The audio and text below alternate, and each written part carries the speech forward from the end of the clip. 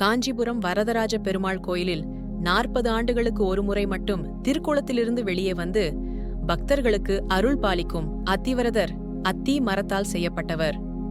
பின்னர் 9 அடி சிலை வசந்த மண்டபத்தில் 48 நாட்கள் பொதுமக்கள் பார்வைக்காக வைக்கப்படுகிறது.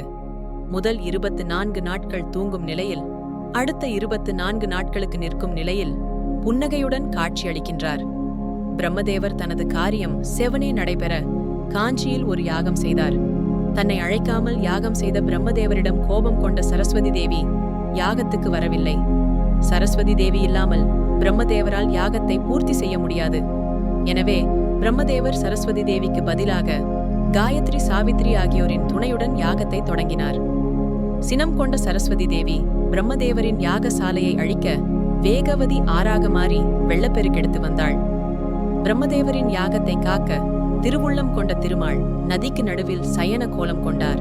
சரஸ்வதி தேவி தன் பாதையை மாற்றிக்கொண்டாள். பிரம்மதேவரின் யாகமும் நிறைவு பெற்றது. தனக்காக வந்து யாகத்தை காத்த பெருமாளின் கருணையை எண்ணி நெகிழ்ந்த பிரம்மதேவர் தேவர்களும் பெருமாளை வணங்கி வரங்களை கேட்டனர். அவர்கள் விரும்பிய எல்லா வரங்களையும் கொடுத்ததால் பெருமாள் வரதர் என்ற திருப்பெயர் கொண்டார்.